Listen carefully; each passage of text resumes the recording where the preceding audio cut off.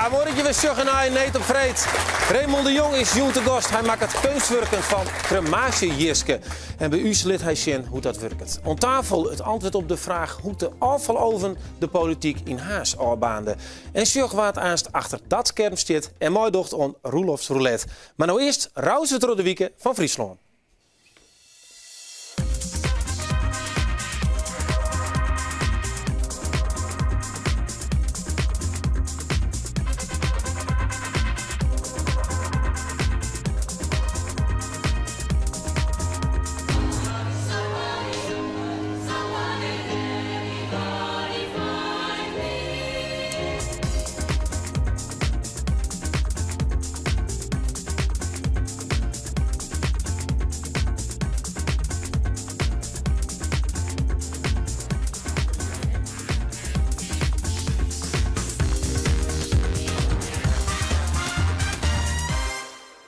Ja, de wieken in een per seconde wie dat eigenlijk. Een flits gaat die voorbij. De aanval in Haas had de politiek der volslijn aanbaand. Bestuurders stappen op, rietsleden van Frisse Wind komen hebben een opdaging en de oude traditionele partijen die moeten de boel daar nou weer vlotloeken. Kwart zijn, het is wat een bende. En we praten hierover met Hein Kuken, hij is fractievoorzitter van de PvdA. Met Wout Gestel, journalist, maar vooral inwoner van Haas en met bestuurskundige Rieks Ozinga van de Thorbecke Academie. Ja, we hier vanzelfs ik graag het zinwurgen van Frisse Wind hier aan tafel hebben we. Maar net één van die fractie die wil komen.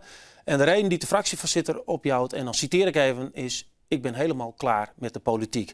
Het bestuur zei nog wel te verwachten dat alleen op korte termijn weer in de rit zal stappen. We zullen het dus zien. Ja, Wout Gestel, als ik dit zou zeggen, verbaast dat jou? Nou ja, achteraf bezien niet. Vooraf was het duidelijk dat het een one-issue-partij zou zijn. Ze waren van plan om de afvaloven tegen te houden. En dat werd geroepen op een moment waar iedereen die er verstand van had kon zien dat dat niet gehaald kon worden. Nee, maar dat zie je nou net binnen? Dat ze net komen? Ze zijn heel sterk geweest in ongrijpbaar zijn. En dat doen ze nu weer. Ja, dat is je gevoel, Hein Kuken? Nou, ik merk wel zeker dat ze zeker de laatste tijd natuurlijk de pers ontwijken. Ja. Want dat zijn natuurlijk lastige vragen die je dan op je afkrijgt. Ja. Nou, om vat te komen dat mensen thuis denken, ja Haas, ik weet niet net, ik heb er niks mee. We hebben het wel even op een rietje zetten voor jou, zodat je weet waar het om draait. Zeg daar even naar wat er al hier gebeurde in Haas, nadat die afgelopen gebouwd werd. Het begint al met de REC, de reststoffen-energiecentrale. Die komt er in Haas, zin van een heel soort mensen. In 2010 werd er een protestpartij opgericht om uit te doen aan de gemeenteraadsverkiezings. We hebben een hele leuke slogan bedacht. Als er één raad over de dam is, dan volgen er meer. En ja, dat is ook een beetje de manier waarop wij campagne willen gaan voeren. Gewoon een beetje prikkelen en het een beetje leuk houden, zodat ook heel veel mensen het aanspreekt. Frisse Wind, onder leiding van Jennifer Stevens, wordt met treien zitten de grote winnaar van de verkiezings. De geerwerking in de coalitie gaat moeizaam. Zo moeizaam dat wethouder Jan de Boer besluit op te stappen. Wethouder de Boer is opgestapt omdat hij moest werken met een coalitie die goede samenwerking tussen college en raad in uitvoering en controle van beleid in theorie predikt, maar in de praktijk machtspolitiek bedrijft waarin geen ruimte is voor vertrouwen en gunnen. Ik burgemeester Scheffer jouwte de brui aan. Hij wil zijn termijn net verlengen. We hebben toch lange tijd thuis gewoon last van gehad van belagen en bedreigingen. En gewoon het feit dat je in de stad door een aantal mensen gewoon onhebbelijk werd behandeld. Het bloot rommelen in Haas. In september dit jaar liet Frisse Wind witten net meer in de rier te komen, omdat ze net serieus genomen worden in de discussie over de REC. Lullig. Ja, dat lijkt nergens op. Waardeloos.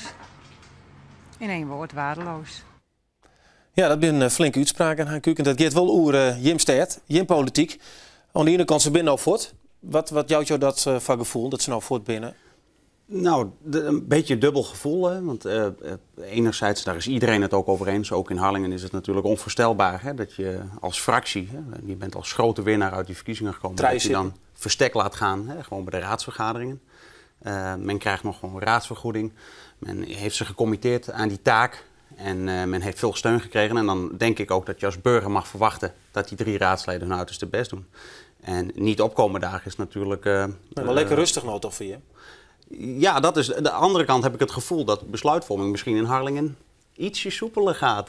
Het scheelt wel Maar dat mag geen reden zijn om niet op te komen daar. Ozinga, jou hebben studenten die jou vertellen hoe het mat eigenlijk in het IPB-bestuur. Ja. Wat vertel je ze over Haas? Waar begin je? Hè? Om deze specifieke situatie dat die raadsleden zeggen, wij trekken ons eigenlijk terug uit die besluitvorming. Dat bij heel veel mensen, wat je net ook in het filmpje zag, ook bij studenten, dat doet wenkbrauwen fronsen. En dan probeer je ze uit te leggen dat je kan daar moreel, politiek een opvatting over hebben, maar staatsrechtelijk gezien mogen ze dat gewoon doen. En dat zijn twee kanten van zo'n discussie die soms moeilijk verenigbaar zijn voor je gevoel. Ja. En daar discussiëren we dan over. Ja. Heb je het ooit mooi maken dat het zo kon? Nee, er zijn wel veel voorbeelden in Nederland helaas van spookraadsleden. Die helaas niet op vergaderingen komen. Maar dat gaat dan vaak om individuele raadsleden. En dat een hele fractie dit doet, dat is echt een novum. Ja, jullie hebben direct onderzoek naar dingen, hè? Ja. In opdracht van de burgemeester, Sluiter. Ja, hij had er nog zo'n. Ja. En wat heb je geconstateerd? Ik heb geconstateerd dat er geen wettelijke mogelijkheid is om hier iets aan te doen. Dus als je het juridisch bekijkt, je kan ze niet, je noemde net de fractievergoedingen, die kan je niet afnemen.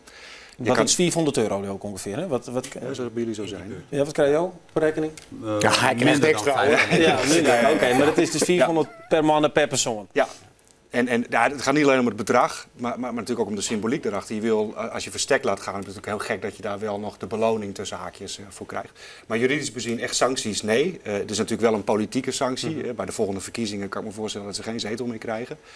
Maar dat duurt nog een tijdje. En met de herindeling opkomst zou dat wel eens langer kunnen duren dan normaal gesproken. Hè? Dus langer dan 4 jaar tussen verkiezingen. Dus daarmee staat een hele grote groep kiezers buitenspel. Ja. Prachtige term, hè? Die spookraadsleden. Ja, dit is een spookfractie. Ze hebben dus eigenlijk ook gespookt van tevoren. Want ze wilden iets wat van tevoren duidelijk was wat niet kon. Als er nou iets geestig is, het zinhouden van de afloop. Ja.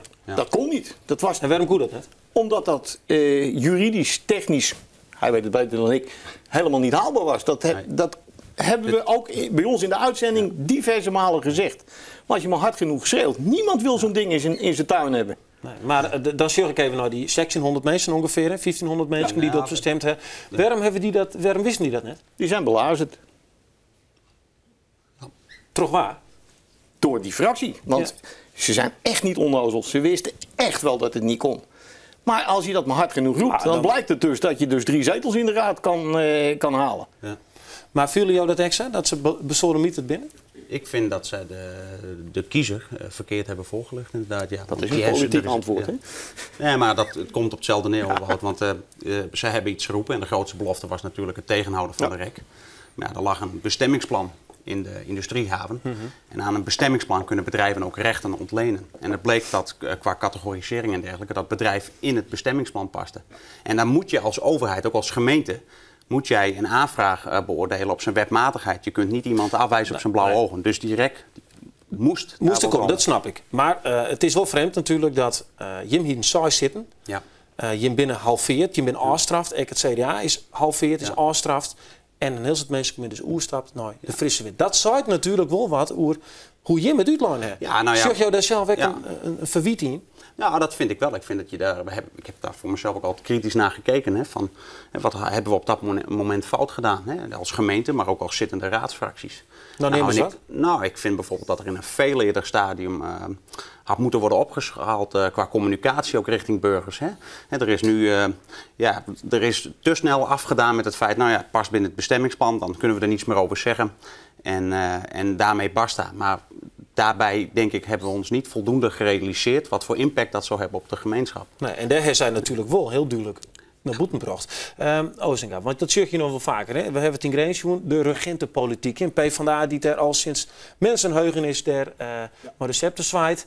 Ja, die bepaalt kennelijk dus dat zo'n afval over de komende mat, of kan het net zin houden. Ja. Roept dat dan ik op bij inwoners? Nou, of het nou waar is of niet, ik kan me wel voorstellen dat als een stadsbestuur of een gemeentebestuur heel lang uit dezelfde kleur bestaat, dat je toch ook wel eens een keer gaat kijken naar iets anders. En ik moet zeggen, ik vond op zich toen ze nog een actiegroep waren, dat is natuurlijk, op zichzelf altijd goed als mensen zich verenigen om iets waar ze het mee eens of oneens zijn. In dit geval oneens. En daar hebben wij als burgers allemaal mogelijkheden voor om dat te doen. Dat is ook een groot goed. Dus mooi dat ze daar gebruik van maken. Ik vond het ook leuk te zien dat ze de overstap maakten naar de actieve politiek. En ook mee gingen doen aan de verkiezingen. Ik denk, goh. En dat zie je in Nederland wel vaker gebeuren. Hè. We hebben van die lokale partijen. En dat gaat soms goed, het gaat soms niet goed. Waar ik denk dat ze zich aan verteeld hebben, is met name hoe complex het kan zijn om zo'n partij te doen. Dat zien we in het klein, in Harlingen nu. Maar dat zien we ook in het grote. Iedereen kent de perikelen rond de PVV en eerder de LPF. Het is heel moeilijk om een vereniging, een partij zo te maken dat je ook mensen hebt die daar in algemene zin en in algemene weging goed mee aan de slag kunnen gaan. En of de Partij van de Arbeid daar nou voor afgestraft is of niet, dat zou ik niet durven zeggen. Maar hij hem wat verhoren. Hij hem schoen van dit blinde, dit hebben we helemaal verkeerd in. Want Jim Steen deed net te juichen toen je hem van 6 naar 3 ging. Nee, natuurlijk niet. Maar ik wil eerst nog even één ding corrigeren. Jij zei net als zo'n gemeentebestuur bepaalt dat zo'n centrale er komt. Maar dat was dus juist niet aan de orde. Nee, het lag genuanceerder. En probeer dat maar eens op een goede manier maar de discussie het in alle gemeenten haast om haast heen is die viert. Maar net in de gemeente zelf. Ja, maar dat gaat dan meer om zaken die betrekking hebben op het aandeelhouderschap. En niet om de vestiging. Snap ik wel, maar het is te onduidelijk West. Nou, dat heb ik al aangegeven. Ik nooit, misschien te min ervaring. Nou, dat heb ik al aangegeven. Ik vind dat er fouten zijn gemaakt wat betreft communicatie. En de openheid, vooral in het begin. Je had waarschijnlijk vanaf het eerste moment dat je daar kennis van had kunnen nemen, had je gelijk naar buiten moeten komen. Alle informatie neerleggen, ook voor burgers. Dat is in zekere zin ook wel gebeurd. Alleen op een gegeven moment liepen de gemeente, maar ook de provincie, vind ik, continu achter de feiten aan. Ze stonden continu 1-0 achter. Daar waar je eigenlijk 1-0 voor moet staan, qua informatievoorziening. Ja. En als je vraagt, wat hebben we ervan geleerd? Nou, ik heb dat heel bewust meegenomen. Ik ben lijsttrekker geworden in diezelfde verkiezingsperiode. Ja, ook als een stukje verjonging. En wij concentreren ons nu heel erg ook op informatievoorziening richting burgers. Openbare fractievergaderingen, inloopavonden organiseren wij. Dat zijn wel allemaal elementen die we proberen te verbeteren. Is dat ook wat Joost in de stert gesteld, dat het verloren is? Dat de Raad op een gegeven moment het zicht op de situaties kwijtgeraakt is. In Harlingen heb je ook het industrieterrein Oostpoort. De industriehaven is categorie 4, dat is een bepaalde vervuiling. Ik wil het nog net ingewikkeld maken voor de mensen die het niet kennen. Is categorie 5. Daar heeft het nog 2 jaar na die verkiezingen geduurd voordat ze dat terugbrachten naar dezelfde vervuilingscategorie als de industriehaven. Dus in eerste instantie is er ooit een raad geweest die bepaald heeft van zo vuil mag het zijn. Ja, maar goed, daar ziet natuurlijk PvdA altijd voor in. Die in de meeste zitten. Ja, die waren niet weg te slaan in Nederland. Nee. Maar ik wil even nog een andere vraag aan je stellen. En die is denk ik wel belangrijk. Want het gaat nou over wat ze verkeerd doen, frisse wind. Maar de Wetexhuizen hebben een heel soort transparantie gebracht. Wie in informatieve bijeenkomsten, dat klopt, daar mocht net in bij. Tenminste, de paarsen mochten het bij. No wol mocht die ook bij zitten. Is het toch ergens beter worden? Is die wien toch door dat gemeentehuis komt? Ja, maar het was wel een heel smerig geurtje die wind, hoor. Nee. Ik ben 40 jaar raadsverslaggever in Harlingen geweest. En ik heb nooit last gehad dat ik buiten gehouden werd. Nee, dat beslist niet. Alleen als je dan heel vervelend gaat zitten doen. En een soort rookbommen en stinkbommen in die raad gaat gooien. Dan hebben ze zoiets van, nou laten we dat even onder elkaar houden. Want neem eens in je voorbeeld zodat mensen snappen waarom het net klikte. Wat er verkeerd was. Ja, die andere raadsleden die konden er niets mee doen. Omdat er steeds iets geroepen werd waar iedereen van wist, dat is onzin. En dan zijn we eigenlijk met z'n allen te beschaafd in het politieke circus om dat gewoon keihard te zeggen van jullie liegen. Want dat was het woord geweest. Ja. Van tevoren had de Harlingen duidelijk gemaakt moeten worden. Dit is waanzin wat er hier verteld wordt. Dit kan niet. Ja. Maar dat werd dan in wollige politieke termen gebracht. En die cretologie van frisse wind, die viel meer bij de Harlingen. Want wij zijn de jongens van de grote bek. Maar Oorzinga, had je nou een kwarte analyse maar kunnen van hoeveel keer nou zo'n bestuur en zo'n stad oproepen heeft? Veel, denk ik. Ik denk dat heel veel mensen denken van zeker de mensen die op deze partij gestemd hebben van dit doe ik nooit weer. En misschien zelfs wel gewoon nooit meer stemmen, bij wijze van. Ja. Ik vind de reacties op straat daar ook fel. Ik heb even een rondje gedaan een tijdje geleden. Gewoon eens met mensen gaan praten. Echt fel. Mensen echt ontzettend boos. Leuk op frisse wind of op de politiek? Nou, in het begin gaat het over frisse wind. Maar mensen trekken dat ook breder. En ik kan me dat ergens ook wel voorstellen. Mensen zijn ontzettend teleurgesteld en voelen zich, en dat hoor je dan ook letterlijk, genaaid. En ik ga nooit meer. En... Ja, is dat ook wat je niet hebt? Ja, dat hoor ik ook wel. Ja. Ik ben van mening dat sinds het fenomeen frisse wind er toch al grote kloof tussen burger en bestuur. Dat die verworden is tot een soort van Grand Canyon. Ja, want weer beloftes gedaan, niet nagekomen. Ja. En nou zijn er al raadsleden die zelfs niet eens meer komen opdagen. Nou, je zult er maar op gestemd hebben. Ja. Ik merk dat die Harlingen steeds minder moeite krijgen met de fusie met Franeker. Nou, dat is ondenkbaar. Dat is echt ondenkbaar. Maar ze maken zich er niet meer druk over. Van, laat maar joh. En dan een beetje groot, dan is dat kleinsteedse geprietpraat zijn we kwijt. Ja. Misschien wordt het er niet beter op hoor. Maar het gevoel van, doe maar. En laten we dan maar verfijnen met die anderen samen, dan zijn we van dit geëmmer af. Ja. Nou, het is ook heel moeilijk uit te leggen aan mensen dat als je dit doet als politicus, en zeker als complete fractie, dat je daar als gemeente ook gewoon niks tegen kan doen. Hè? Dat is gewoon moeilijk uit te leggen. Dus ik hoop dat die wetsvoorstellen die vorig jaar in discussie waren, dat we daar eens een keer een slag verder mee komen. Okay. Ja. Kuken, je bent al ontreanimeerd. De laatste wet is voor jou. Komt Haas weer Bob op? Ik ben niet zelf aan het reanimeren. Ja, maar wij zijn met een koersdossier. Ja, zeker. Maar dat is een co-productie met 6 andere partijen. En ik moet zeggen, daar wordt constructief gewerkt in een goede sfeer. Er komt weer wat kleur op het toet. We maken een hele mooie nieuwe start. Oké. Heren, bedankt. En we zullen zien of het bij elkaar komt, hè? Dan willen wij genoten. Ja, dan gaan we echt een gemeente met die vragen. Ja, dat is heel apart wezen. Oké, aanstaande minuut een oproep voor het concert van Excelsior Oosterhoule. We zorgen wat de mystery guest is natuurlijk, het is altijd spannend. En nu is het tijd voor Raymond de Jong, want hij had een nieuw concept ontwikkeld waarbij hij crematie-jiske verwerkt in een schilderij.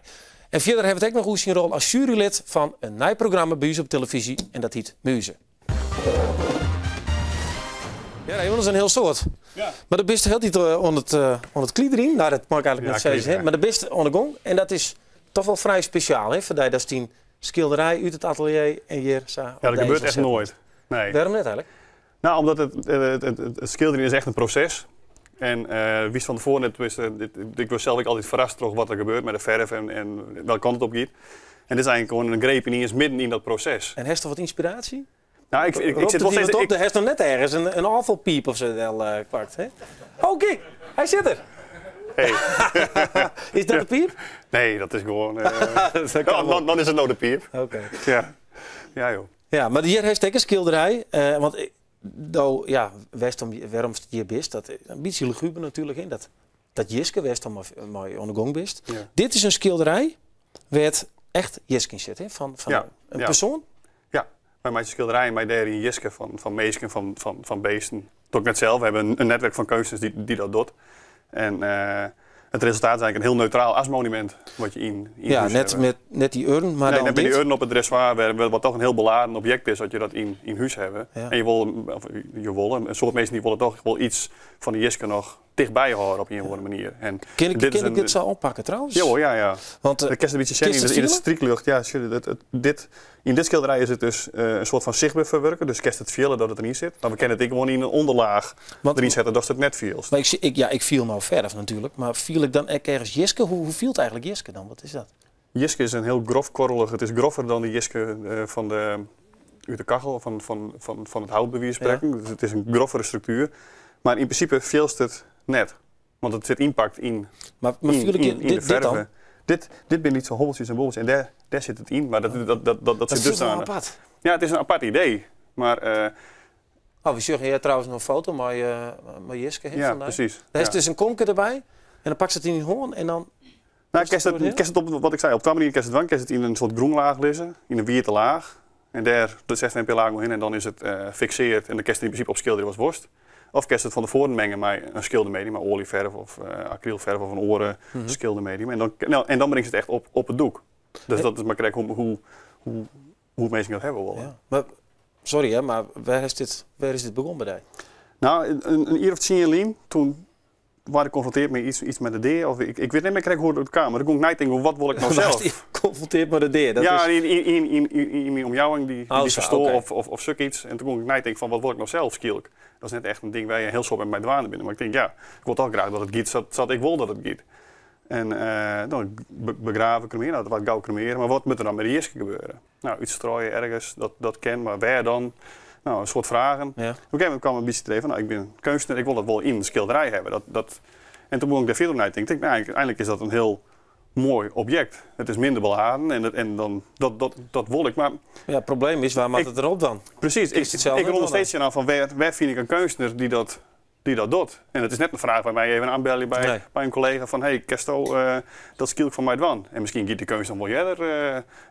Dat weet ik niet. Dat is dus wel of voorbeelden zien op internet? Ja, de bin wel eens kunstenaars die dat dien hebben. Maar dat zijn altijd individuele kunstenaars. En wat wij nog dien hebben bij askunst.nl is gewoon een collectief van kunstenaars. De meesten kennen kiezen uit portretten, uit landschappen, uit abstracte dingen, et cetera. Mensen hebben nou een keuze. Als ze dus kiezen voor deze vorm van asbestemming, dan is er gewoon een platform waar ze dat kiezen. En wat voor mensen komen er bij die? Ja, dat is heel. Het ben net alleen maar kunstliefhebbers of het is echt van. Maar niet nou zien. De laatste keer dat ze bij Investors en die Zuid of de Nijbesteden zeiden van dit willen we. Wat is dat voor voorbeeld? Ja, dat is gewoon een normaal gezin waar een soort molie die eerst versterren. Maar ja, dat was een dame die zei, ik wil mijn man wil ik verwerken. En wat moest er van komen? Wat verschil? Een portret. Van die man zelf? Ja. En dan in de groenlaag zetten we dan die Jeske bij dat schilderij. Ja. En als je maar bezig bent, is dat dan ook vreemd? Wist je dat ik maar een emotie aan de kom? Nou ja, het is sowieso een oors als oors vanzelf. Maar een ierling kwam het idee van, daar moet ik eens wat meer aan met dat askunst. En toen begon ik een beetje aan te krabbelen. Dus ik ben er nog een ier mee aan de gang. En het hele idee van het overlijden, en dat is voor mij volle gewoner worden. Ja. En voor de kunsters merk ik, dat is de feedback die je dan waarom krijgt. Van, nou, de eerste keer is het een beetje apart, maar het wordt ik gewoner. Want en het is gewoon natuurlijk. Ja, nou ja, het bestaat nog net. Het is nog nergens op een verhaal dat dit dien is. Dus mensen kunnen dus via die kunnen ze dat op, Jan? Ja, ze kunnen op je website www.askunst.nl waar dan het aanbod op staat. Dan kunnen ze kiezen en dan nemen we persoonlijk contact op. Dus et cetera, et cetera. Ja. Een heel traject. Ja, een heel traject. En dan is het al druk, want mensen kunnen daar ook nou associëren als jurylid. Dat is wat een heel apart te brengen van muzen. Ja. Wat zoest dan dat er in kwam als zo'n schilderij? En die zou ik wel graag maar yes kon ook. Nou ja, als het kwalitatief goed genoeg kunst is, dan kennen ze bij u in het aanbod. Programma. Ja. Het is net zo dat wij alle hobbyschilders erbij hebben of mensen met wel echt goed kwalitatief werk meidje. Ja. Dus ja. Waar wit. En wanneer begint dat? Wanneer kunnen we daar zien in dat programma? Nou, we beginnen, dat kennen mensen nog net zien. Begint tak hem hier, loop ergens? Ja, ik weet het net correct. Dat is wel een goede vraag. Maar dat is Jim afdeling. Jim bent van Omroep, daar weet ik niks van. Nee, we beginnen in ieder geval nijweken met vaste lecties, met de jurering, et cetera, et cetera. Ja, kan mensen haar nog insturen? Volgens mij snijn nog. Dus dat ken nog correct.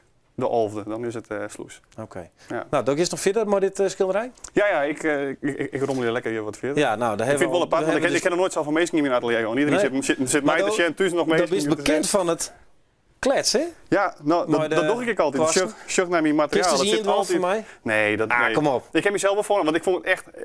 Ik vind het volle enger dan rappen voor een publiek. Ken ik je net mooi? Nee, wist ik gek. Oh, sorry. Ben je goed verzekerd? Ja. Ja. Nee, maar ik vind het volle enger dan van het publiek te rappen. Want dit is echt gewoon iets, wat ik zei, dit is een proces waar je dan helemaal in je eigen kokon makkelijk stapst er even uit, nou jaren. En ik denk, ik wil je net verprutsen, want ik ben het best mee eens. Ik vind het wel mooi. Alleen, om nou te zitten voor televisie, voor het effect, ik pak een dikke kwast en ik zet... Dit zo'n wel eens van Wout Gestel wezen kennen, hè? Had het Wout Gestel nou vergezicht en... Ja, een beetje kaal. Beetje kaal. Oké, bedankt hè. Ja, goed joh. Succes ermee. Ja, dank u wel.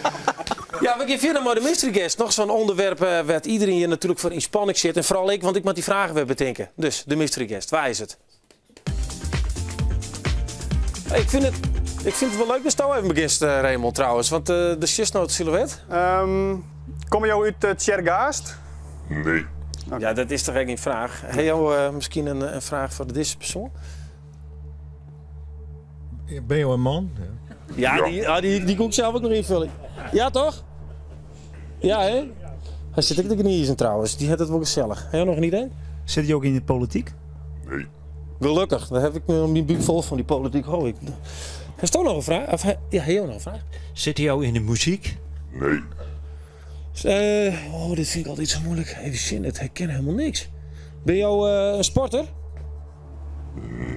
Nee. Ik heb geen idee. Stel toch eens een vraag. Ik ben er voor mensen die ook kennen. Ja. Oh jongens, alsjeblieft. Ik heb nog nooit zo dreigen maar dit ding. Maar de mystery guest. Gestel, ik kom maar eens even wat dichterbij. Heb je een idee? Nee, ik heb geen idee. Nee, beslist niet. Ik dacht, het lijkt het wel op een collega van mij, maar dat is het zeker ook net. Steeds? Heb je een idee? Of een vraag? Mag het hij eten? Kleer? Kok? Nee, je maakt je niet een kleer. Ben jij een muzikant? Nee. Kom je vaak op televisie? Ja. Oh, help. Sure. Nou kunnen mensen dus echt zien dat ik het echt net weet. Ik weet het gewoon net. Waar is dit? Hé, Rietje! Nou. Mwah. Geen sporten meer. Nee, geen sporten meer, maar hallo. Nou, dit is hem. Ja, ik zeg het een beetje Lester van nu dat ding. Hij is verschrikkelijk. Ik zie het echt een zwitten. Ik denk, ik weet het net. Nou, hoe is dit hier? Nou, prachtig. Ja? Ja. Hoi. Bekend. Hier nog meisje. Een goede weekend voor die West. Deze weekend? Ja, leuke weekend. Ik weet niks, dus ik tik nog een 10 half. Oké, nou, dat begint Juwet. Ja, dat ik, maar dat besluit dat ze de 2 banen willen. Ja, dat is nou nog wel in volle gang.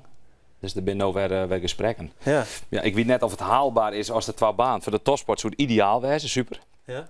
En dan wordt in ieder geval topsport en recreatiesport wordt loskoppelen. Best er nog wel eens trouwens op 10 half? Op 10 half. Nou, om te sjen, maar om te rieden net zo vaak meer. Dan riest in oren dingen, hè? Ja, en op oren dingen. Ja. Okay. Motor, autosport. Dan moet je draaien. Dat is het idee, de draait. Want dan komen de vragen uit. Een wietenvraag is een soort van maatschappijvraag. En die reden is persoonlijk. En deze man min hollen erop dat dat kan ik wel wat een gemene vraag wezen. Maar een jokervraag. Oké. Dus gewoon beste slinger, ja, hè? Oké, de wietenvraag. Ik vind het nog spannend, man. Weet je rit mee gewoon. Ongelooflijk. Het TIAF kan op mijn financiële stiepen rekenen. Nee. Nee? Bodemloze put. Ja. Echt wie? Nou ja, 106 miljoen toch? Moest dit nog weer kosten of zo? Ja. Nou ja, dat tientje van mij helpt ik net, denk ik. Nee? Nee, mis net meer. Daar is dat toch aardig boer toch altijd? Niet ja, maar net zag ik. Want nee. ik moet nog een beetje werken. Ja, werkt ze nog wel? Ja, natuurlijk. Wat dan? Als wat? Ja, ik verkeer sinds kort pelletkachels. Dus ik heb een showroom in Lemmer en ja. Pelletkachels? Pelletkachels ben kachels die functioneren op geperste houtkorrels. Er zit een groot reservoir in de kachel en ze zijn heel simpel, druk op de knop en er is warmte. En dus is net de hele tijd sleep met hout. En helpt het dan ook dat je rintje rits van binnen? Ja, dat scheelt wel. Meeste vrienden, maar zeker. Hoe komen ze dan binnen? Dan komen ze binnen en zeggen, huh? Of is het echt, ja, daar is hij. Ja, want via de website komen ze vaak binnen en dan kunnen ze wel bellen voor informatie. En als ik dan de telefoon, dan is het soms even stil. Van, ja. Nou goed, ja, ik met wel wat dingen doen. Ja, ja, ik zie je na je uitdaging en dit is wel weer een leuke uitdaging. Ja, het is crisis, dus zelfs rintje ritsen maar mat. Nou, en Rit, mag ik even draaien nog? Het is wel leuk dat hij even op een paar verschillende komt en daar help ik soms ook wel even bij. Oh ja. Mijn grootste droom is, correct als mijn paken, skippen weer op het scootje van de Lemmer. Nou, dat is zeker geen droom. Nee? Maar ja, voor de toekomst zoek ik het net uitsluiten. Maar heeft er wat met scootjes zien?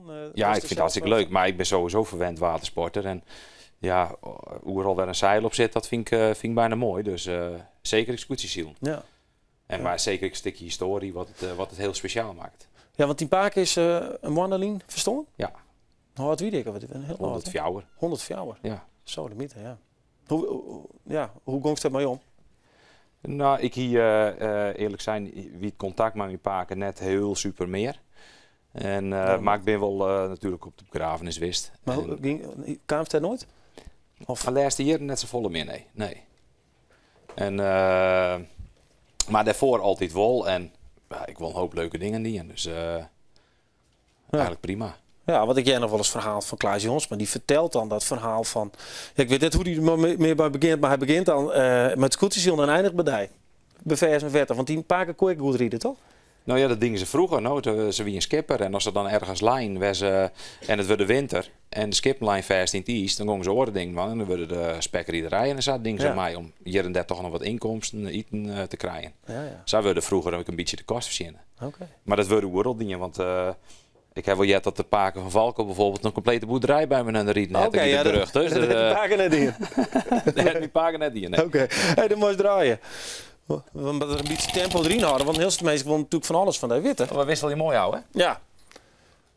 Oh, dit is echt een maatschappijvraag. Pesten met strafbaar worden. Naar aanleiding van de zelfdering van... Nee, dat vind ik net. Nee. Het zal er altijd bloeien en het is wel... ik denk dat het... iedereen wordt wel een keer pest. Doe ik wel eens? Ja, ik wil. Ja. Maar ik denk iedereen. Iedereen die vregen die jong is, ben altijd wel dat er momenten weer dat er een pestmoment in zit. En uiteindelijk denk ik dat is er heel sterk van was. Maar ja, de extreme dingen... Kun je dat nog herinneren? Op school of zo? Of letter? Nou ja, ik wie vroeger wie ik echt heel verlegen. Nog steeds. En dat vind ik mooi van. Dan hoefde me wat zijn te worden. Ik zag de boei. Daar word ik vaak bij pesten. En... maar ik denk dat het gewoon volwassen van wist. Dat ik eens bij een stukje opvoeding jet. Maar ja, wat er nou Kathleen niet nice wist is dat het Safie giet dat iemand daar zelfmoord pleegt. Ja, dat is natuurlijk wel heel extreem. En dat zijn echt de extreme dingen. Maar om dan die te zeggen dat het strafbaar is, ja. Ja, want wat maak je dan met zo'n pest van? Ja, had die er dus zelf moeten... Het ben ban en die denken hoe dat soort dingen denken ze net nee. Als ze letter... waarbij men onder zit, als ze volwassen binnen, dan scam je ze hun eigenlijk dat ze meestal pesten hebben toen ze jong waren. En dat is een proces van volwassen worden. En dat jet ik wel een beetje bij het band wezen. Maar ja, het is hoe ze er zelf mee omgeeft. En ja, eigenlijk moest ik gewoon als band scheid aan hebben. En gewoon lekker die eigen ding van. En er zeker net aan mij van. Nee. Nou, dat is geluk, want ik kan de joker net draaien. Want we moeten ophouden. Het spijt me. Is dat kleren? Ik wil draaien. Dus ik kan niet even pesten. Ja, nee, het spijt me. Helaas. Jongens, even een applaus voor Intje Ritsma. Wat leuk dat je hier weer. Tegen dank. Ja, we gaan nu naar de minuut, want die is voor Excelsior in Oosterhoulen. Ja, hoi. Hoi. Ja, dat zit wel dicht bij dat schilderij, hè? Dat maakt het hier niks uit? Nee, dat vind ik net zo slecht. Ik vind het eigenlijk wel mooi. Ja, het is een mooi schilderij, inderdaad. Maar dit gaat ergens heel oorzoer, hè? Ja, vertel, we gaan een minuut door. Dat is ook kunst. Wij hebben zondag in november een heel groot concert van Excelsior uit Oosterhoulen. Met het Martini-koor, het jongenskoor, het Snits. Nou, dat gebeurt net zo heel vaak ook, dat jongenskoor een mooie fanfareorkest blazen en zongen. En we doen ook nog een stukje samen. Dus dat wordt een hele happening in het Sjerk in Sint-Nick. Ja, en hoeveel mensen, want waar doe je hem erop voor de mensen? Of maak je nog muzikanten hebben? Nee, muzikanten hebben we. We zijn een man of 60. Voor een heel iets dwarp is dat een hele soort. Ja, nee, we hebben wel uit publiek. Hè. Het is zo volle mogelijk. Dus net stenen maar hin, zeer representant. Ja, kan mensen haar ergens ommelden? Dat is ook altijd heel belangrijk. Wij hebben een website, dat is www.excelsior-austerhoulen.nl. En dan kies ik via Namen, dat is onze penningmeester, daar kun je kaarten bestellen. Ja. En dat staat op een site. Ja, er is nog... Verder binnen nog in Snits bij de boekhandel van de Velde kun je kaarten krijgen. En bij Jellesma Verstriaar in Sint-Nick. Daar ben ik te krijgen. Dus ik zou zeggen, kom al een keer, want wat een unieke happening. Ja. Nou, dit is goed hier. Precies op de seconde haast. Hartstikke mooi. Nou, Tieren, dank. Ja, succes, maar ik hoop dat er zo'n bezig komt. Ja, nou, dat is het altijd. Ja. Ja, nou, je kunt zelf ook een oproep doen bij Neet op Vreed. Ga dan even naar neetopvreed@omroepfriesland.nl. Ja, dan wie dit neet, ontnijden wie gevreed. Ja.